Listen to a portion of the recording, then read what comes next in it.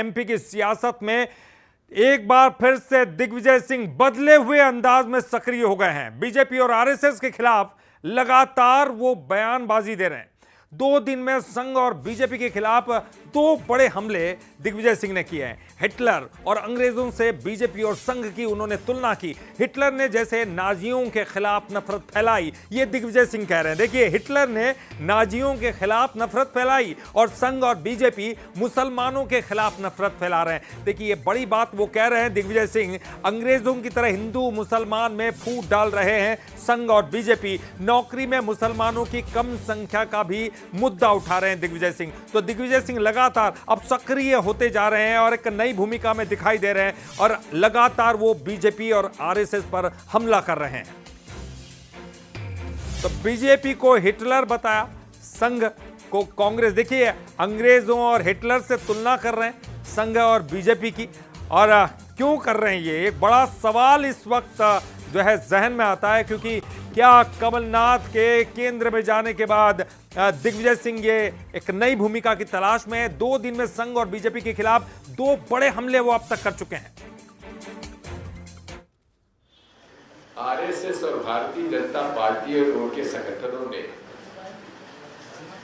जिस तरह से हिटलर ने यहूदियों को टारगेट बना दिया था कि जो यहूदियों को सपोर्ट करेगा वो एंटी नेशनल,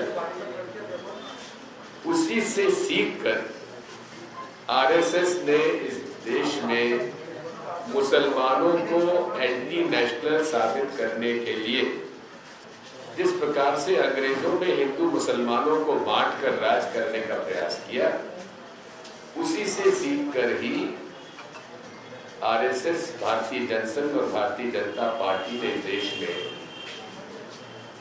इस प्रकार का ये अशांति फैलाई है। सरकारी नौकरियों में शेड्यूल कास्ट और शेड्यूल ट्राइब से हमारे मुस्लिम्स भी बहुत नीचे हैं। ये हम सब लोगों के लिए चिंता का विषय है। तो देखिए, बीजेपी को लगातार वो टारगेट कर रहे हैं, संघ को वो लगातार टारगेट कर रहे हैं। ऐसा नहीं कि वो पहले नहीं करते रहे हैं, पहले भी लगातार वो संघ पर अटैक करते रहे हैं। अलग ही तरीके से, एक अलग अंदाज में एक बार फिर से सक्रिय नजर आ रहे हैं। नई भूमिका की तलाश में है क्या दिग्विजय सिंह? देखिए, बड़ा सवाल है, क्योंकि लगातार जो उनके हमले वो यही बता रहे हैं। क्या कमलनाथ के केंद्र में जाने के बाद दिग्विजय सिंह एमपी में सक्रिय हो सकते, एक नई भूमिका देख रहे हैं? और जातिवाद के राजनीति में दिग्विजय सिंह क्या एक बहुत मुफीद चेहरा है कांग्रेस के लिए? मुसलमानों में खासतौर पर काफी लोकप्रिय भी है। दिग्विजय सिंह के लगातार बयानों में कयासों का दौर भी चल पड़ा है। लोग अलग अलग चीजें सोच रहे हैं, राजनीति हलकों में अलग अलग बातें जो है सामने आ रही हैं दिग्विजय सिंह को लेकर, क्योंकि लगातार वो सक्रिय भूमिका में दिखाई दे रहे हैं कमलनाथ, खासतौर पर कमलनाथ के केंद्र में जाने के बाद। और चलिए, इस पर ज्यादा जानकारी के लिए हम सीधे रुक करेंगे न्यूज रूम का, जहां हमारे साथ हमारे एग्जीक्यूटिव एडिटर मनोज सैनी जी जुड़ गए हैं। मनोज जी, एक बार फिर से हम एक अलग ही सक्रिय अंदाज में दिग्विजय सिंह को देख पा रहे हैं, लेकिन क्या इसके पीछे के मायने आपको दिखाई दे रहे हैं? क्या केंद्र में जाने के बाद कमलनाथ के एक नई भूमिका यहां तलाश रहे हैं? देखिए, केंद्र में तो अभी कोई गया ही नहीं है। दिग्विजय सिंह जी तो मध्य प्रदेश की सियासत में लगातार सक्रिय बने हुए हैं, लेकिन सक्रियता को दूसरे ढंग से भी देखी जा रही। आप देखिए, अभी एक सूची भी आने वाली है कांग्रेस की। कमलनाथ जी के बारे में तो मुलाकात भी हो गई राहुल गांधी से, और कहा यह जा रहा है कि वो आने वाले दिनों में एक नई भूमिका में नजर आ सकते हैं। जैसा उन्होंने कहा कि जो पार्टी मुझे जिम्मेदारी देगी मैं वो पार्टी निभाने को तैयार हूँ। वो कहेंगे प्रदेश में रहिए, यहाँ रहूँगा, और जो भी होगा। संभावना ये है कि हरियाणा उनको पहुँचा जा सकता है, लेकिन दिग्विजय सिंह का क्या, तो उसको लेकर कयास लगाए जा रहे हैं। और जिस तरह से लगातार बीते 2 दिनों से दिग्विजय सिंह जी के जो बयान सामने आ रहे हैं, तो क्या ये माना जाए कि वो अपनी एक नई जगह तलाशना चाहते हैं, या अपने आप को राजनीति में बनाकर रखने के लिए, जैसा भारतीय जनता पार्टी भी आरोप लगा रही है, क्या वो सामने रखना चाहते हैं? जहां तक बात करें एक वर्ग विशेष की, तो वो हमेशा बात करते रहे हैं। और उन्होंने फिर कहा कि यदि आप मुझे बदनाम करना चाहते हैं तो बदनाम कर दीजिए, लेकिन मैं तो बात करता हूं और करता रहूँगा उस वर्ग की। बड़ी बात यह है कि अनुसूचित जाति जनजाति को लेकर जो वो कह रहे हैं कि उनको जितना जगह मिली है, जो नौकरी मिली है, उतना कहीं मुस्लिमों को नहीं मिला। तो इसको लेकर एक नई बहस छिड़ गई है, और इस बहस को लेकर अब भारतीय जनता पार्टी भी हमलावर है। पर पूरे घटनाक्रम को हम जिस तरह से देखते हैं, क्या दिग्विजय सिंह के मायने ये निकाले जाए कि वो खुद अपने आप को बनाए रखने के लिए राजनीति में, इसलिए इस तरह के बयान उनके सामने आ रहे हैं, तो अब इसको लेकर एक नई बहस छिड़ गई ललित। बिल्कुल। और मनोज जी देखिए, हम पिछले कई बार से देख रहे हैं कांग्रेस के पास एक बड़ा मुद्दा जातिगत जनगणना का है, जाति आधारित राजनीति का है। इसके अलावा हिंदू मुस्लिमों की बात करें तो मुस्लिमों के बीच में भी कांग्रेस अच्छी पैठ बनाने की कोशिश में है। तो क्या उनको यही दिखाई दे रहा है, क्योंकि दिग्विजय सिंह एक मुफीद चेहरा जिसको हम कह सकते हैं, चाहे वो जातिगत राजनीति हो या मुसलमानों के बीच में बड़े लोकप्रिय हैं, तो क्या वो इनको सामने रखकर कांग्रेस के लिए भी। आवाज ठीक नहीं मिल रही ललित जी, आवाज नहीं पहुंच पा रही सर मनोज जी आप जी। तक? हाँ बोलिए। जी, मैं ये कहना चाहता हूं कि क्या दिग्विजय सिंह का एक मुफीद चेहरा है कांग्रेस के लिए भी, जिस तरह की उनकी राजनीति कांग्रेस की दिखाई दे रही है, जातिगत राजनीति पर फोकस करती हुई कांग्रेस दिखाई दे रही है, एक बड़ा मुद्दा बना रही है, हमने चुनाव में भी देखा। और खास तौर पर अगर धर्म की बात की जाए तो मुस्लिमों में खासे लोकप्रिय जो है दिग्विजय सिंह दिखाई देते, तो इसलिए मुफीद चेहरा है कांग्रेस के लिए। देखिए, कांग्रेस के क्या निर्णय होंगे, यही तो महत्वपूर्ण बात है। क्या कांग्रेस दिग्विजय सिंह की बातों पर साथ खड़ी नजर आ रही? जब वो मुस्लिम की बात करते हैं तो उस तरह कांग्रेस के बयान सामने नहीं आते हैं। लेकिन कांग्रेस की जो जाति की राजनीति है, जिसको लेकर कहा जा रहा है कि अलग अलग वर्गों की जाति का आप जनगणना करा लीजिए, तो वो एक अलग राजनीति है। लेकिन दूसरी तरफ दिग्विजय सिंह जिस वर्ग की बात करते रहे, मुस्लिम वर्ग की बात करते रहे, वो उसको लेकर अपनी जगह अड़िग है। लेकिन भारतीय जनता पार्टी की तर्ज पर कांग्रेस कुछ जगह अलग दिखाई देती है। राहुल गांधी के बयान को भी देखेंगे, बाकी चीज़ों को भी आप देखेंगे, तो वो मिली जुली प्रतिक्रिया दिखाई देती है। लेकिन एकदम खुले तौर पर दिग्विजय सिंह हमेशा एक वर्ग विशेष के हिमायती रहे हैं, जैसा कहा जाता है, जैसा बीजेपी भी आरोप लगाती है, और वो उस तरफ बढ़कर निश्चित रूप से, देखिए आज मुस्लिम है कहाँ, वो तो कांग्रेस के साथ ही जाना चाहेगा। और हमें लगता है एक बीच का रास्ता निकालकर दिग्विजय सिंह अपने आप को भी बनाए रखना चाहते हैं। पर कांग्रेस का आखिर उनके साथ खड़ी है अथवा नहीं खड़ी, ये बड़ा महत्वपूर्ण ये बड़ा महत्वपूर्ण तो होगा। अभी तक कोई ऐसा बयान सामने आया नहीं। बिल्कुल मनोज जी बने रहिए हमारे साथ, क्योंकि देखिए जिस तरह की सक्रियता दिग्विजय सिंह दिखा रहे हैं, उस सक्रियता को अब बीजेपी भी समझ रही है, यानी उसके मायने बीजेपी भी निकाल रही है, और इसलिए पलटवार भी बीजेपी की तरफ से आ रहा है। देखिए, दिग्विजय के बयान पर बीजेपी हमलावर है, और प्रदेश बीजेपी मीडिया प्रभारी आशीष अग्रवाल ने पोस्ट किया है और निशाना साधा है। उन्होंने कहा कि अपने सरहीन शब्दों के लिए सार्वजनिक माफी मांगे दिग्विजय। देखिए, बड़ा हमला है।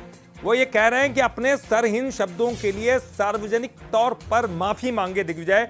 शब्दों की मर्यादा तोड़ते आतंकी के पैरोकार, देखिए बड़ा हमला किया है, आतंकी के पैरोकार मिस्टर बंटाधार, ये कहा है आशीष अग्रवाल ने। बौखलाहट में सुर्खियां बटोरने के लिए मर्यादा तोड़ रहे हैं दिग्विजय सिंह। तो शायद अब गंभीर बीजेपी भी है या और किसी तरह की चिंता। आशीष अग्रवाल ने दिग्विजय सिंह से सवाल कर दिया, बेटे बेटी आपको राघोगढ़ किले में प्रवेश क्यों नहीं देते?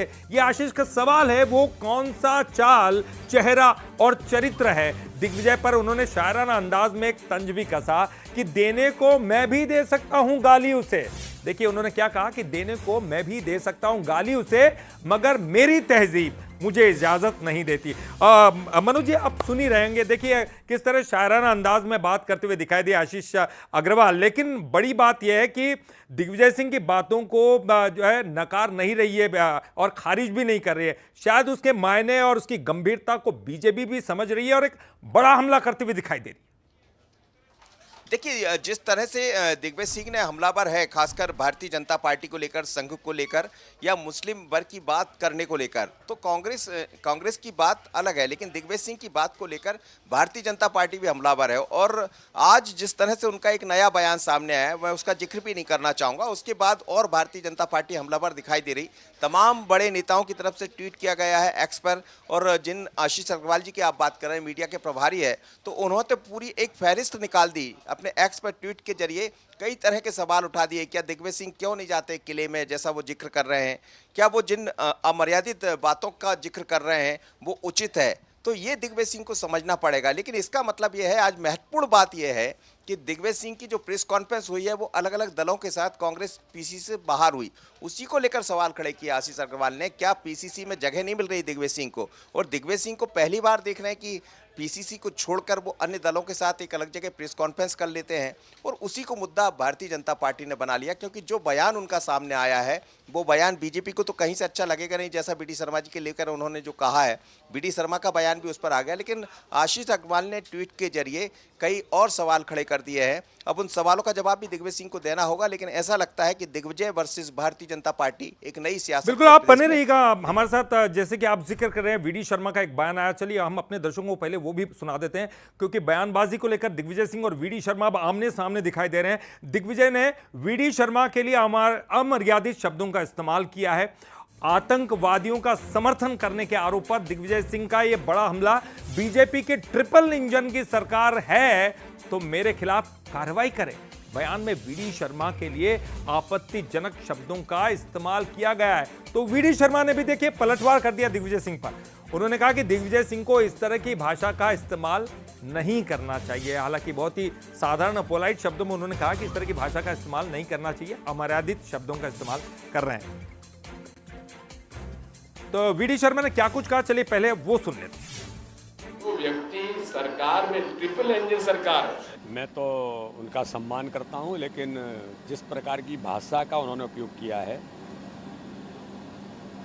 ये उनकी वरिष्ठता और जिस स्थान पर वो रहे हैं, मैं ऐसा मानता हूं कि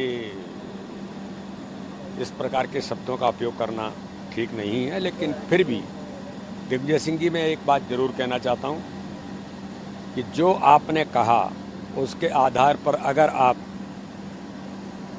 हमारे जनजाति और अनुसूचित जाति के भाई और बहनों का हक छीनकर आप अगर मुस्लिमों को देना चाहते हैं और मैं अगर इस बात का विरोध करता हूं तो मुझे वो नपुंसकता स्वीकार है। और दिग्विजय सिंह ने क्या कुछ कहा था जिस पर यह पलटवार हो रहा है, वो भी पहले हम सुन लेते हैं। जो व्यक्ति सरकार में ट्रिपल इंजन सरकार है, केंद्र, राज्य, नगर पालिका, नगर निगम, वो मुझे आतंकवादी का सहयोगी मानता है, तो वो है कि नहीं जो मेरे खिलाफ कार्रवाई नहीं करवा रहा है। रामेश्वर शर्मा सब एक ही थाली की चंटे बनते हैं। धन्यवाद। मनु जी हमारे साथ बने हुए हैं। मनु जी देखिए, जिसको हम कह सकते हैं कि एक ऐसी शख्सियत दिग्विजय सिंह है जो कि लगता है कई बार कि वो जानबूझकर कुछ बातें ऐसी कहते हैं कि बीजेपी उन पर हमलावर हो और वो सुर्खियां बटोरें, क्योंकि यहां साफ तौर पर कह रहे हैं ट्रिपल इंजन की सरकार है, कीजिए ना हमारे खिलाफ कार्रवाई। उनको पता है कि कार्रवाई तो कोई करेगा नहीं, लेकिन एक बड़ा हमला वो पहले बीजेपी पर कर रहे हैं, लेकिन अब बीजेपी की तरफ से भी पलटवार आना ही था। देखिए, जिस तरह की भाषा का इस्तेमाल किया है राजनीति में, हालांकि दिग्विजय सिंह जी बहुत ही सीनियर हैं, समझदार हैं, और जब भी जो बात कहते हैं तो वो उसके पीछे उनके मायने होते हैं। लेकिन बात चली है एक दिन पहले से, जब प्रोफेशनल कार्यक्रम के दौरान जो मुस्लिम वर्ग का प्रोफेशनलों के साथ कार्यक्रम था, उसमें उन्होंने बात कही थी, जिसका जिक्र सुबह मैं कर रहा था कि अनुसूचित जाति जनजाति की जगह जितनी है उतनी मुसलमानों की क्यों नहीं है। तो वो मुसलमानों के पैरोकार, एक तरह से कहा जाए, उनके पक्ष में खड़े होते नजर आए।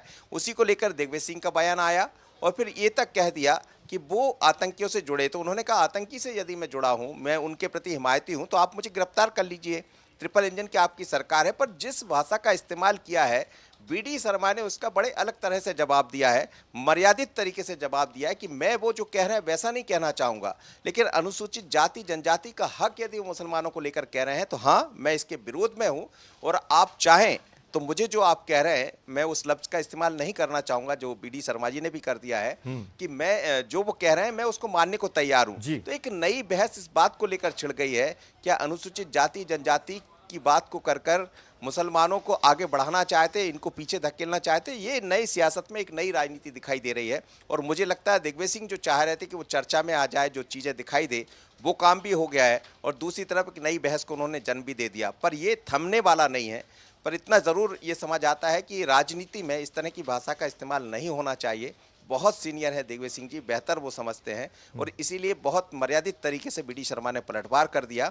पर इस पर और राजनीति गरमाने वाली, क्योंकि भारतीय जनता पार्टी के तमाम नेताओं की तरफ से एक्सपर्ट ट्वीट करके उनको निशाना बनाया जा रहा है। बिल्कुल निश्चित ही, और आप सही कह रहे हैं, क्योंकि वो इस तरह की बातें कर रहे हैं, वो शायद अमर्यादित प्रतीत हो। हालांकि दिग्विजय सिंह अक्सर कुछ न कुछ ऐसे तंज कसते रहे हैं जिनके बारे में आप भी मुझे हमेशा कहते हैं कि दिग्विजय सिंह को समझना बहुत मुश्किल है। वो कुछ कह जाते हैं, फिर आप अपने हिसाब से मायने निकालते रहिएगा। और इस बार तो उन्होंने डायरेक्ट और सीधा वार किया है, तो बीजेपी की तरफ से हमला तो होना ही था। बहुत बहुत शुक्रिया मनोज जी इस पूरी जानकारी के लिए।